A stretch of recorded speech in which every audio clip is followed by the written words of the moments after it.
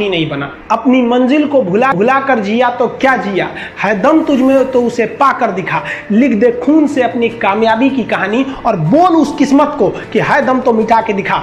इसलिए कभी किस्मत को मत कोसिएगा। जिंदगी में कामयाब होने के लिए याद रखिएगा, ये मायने नहीं रखता है कि आपने कितना किया, मायने ये रखता है कि आप कितना कर सकते थे।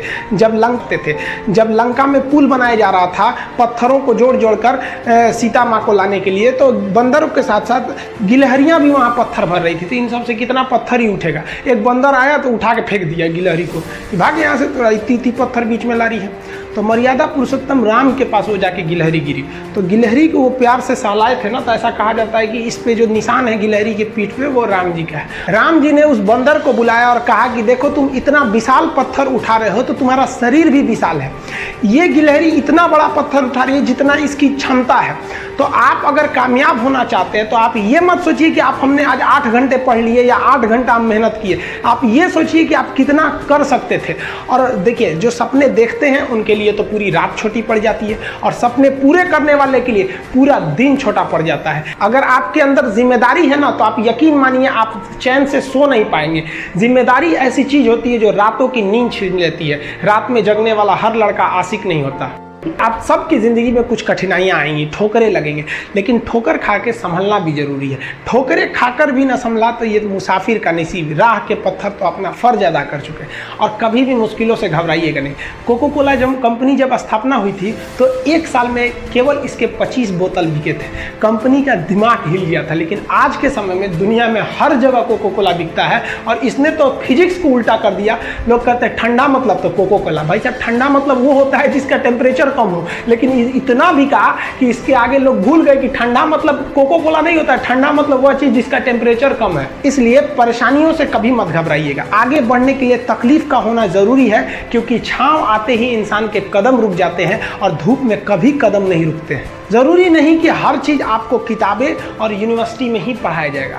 बहुत से चीजें हैं जो आपकी खाली पेट और खाली जेब सिखाएगी, जो आपको कोई टीचर नहीं सिखाएगा। कहते हैं जरा सी छेद क्या हो गई मेरे जेब में, सिक्कों से ज्यादा तो मेरे रिश्तेदार गिर गए। लाइफ में सबका स्ट्रगल होता है। हम लोग के भी लाइफ में बहुत तकलीफें आई थी। जिंदगी में इतने तकलीफ देखे कि अब अगर तकलीफ नहीं होता है तो तकलीफ होता है। जिंदगी ने उस मुकाम पर लाकर छोड़ा है जहां पसंद तो बहुत कुछ है लेकिन चाहिए कुछ भी नहीं।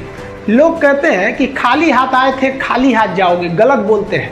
लोग भले खाली हाथ आते हैं लेकिन जब जाते हैं तो अपने साथ कुछ संस्कार, कुछ यादें छोड़ जाते हैं। एपीजे अब्दुल कलाम खाली हाथ तो आए थे, क्या खाली हाथ गए? हमारे जितने देश के लोग हैं उन देशवासियों के लिए एक प्रेरणा के स्रोत बन गए हैं। लेकिन अगर आप खाली हाथ आते हैं और खाली हाथ चले जाते हैं तो आपका पुरुष योनि में जन्म लेने का कोई अर्थ ही नहीं बना। अपनी मंजिल को भुला कर जिया तो क्या जिया, है दम तुझ में तो उसे पा कर दिखा। लिख दे खून से अपनी कामयाबी की कहानी और बोल उस किस्मत को कि है दम तो मिटा के दिखा। इसलिए कभी किस्मत को मत कोसिएगा, अपने हौसले से अपनी कहानी लिखिएगा। पसीने की स्याही से जो लिखते हैं अपने हौसले के इरादे, उनके मुकद्दर के पन्ने कभी कोरे नहीं होते। पैसा और समय में तालमेल बिठाना बहुत जरूरी होता है। पैसा कहता है कि तू कुछ करेगा तो हम आएंगे, जबकि लोग गलती करते हैं। लोग कहते हैं कि पैसा आएगा तब हम कुछ करेंगे, ऐसा नहीं है। पैसा कहता है कि तू मुझे आज बचा ले, मैं कल तुझे बचा लूंगा। पैसा बेशक भगवान नहीं है और ना ये आपके साथ ऊपर तक जाएगा, लेकिन पैसा जब तक आपके साथ है ना तब तक आपको नीचे गिरने नहीं देगा।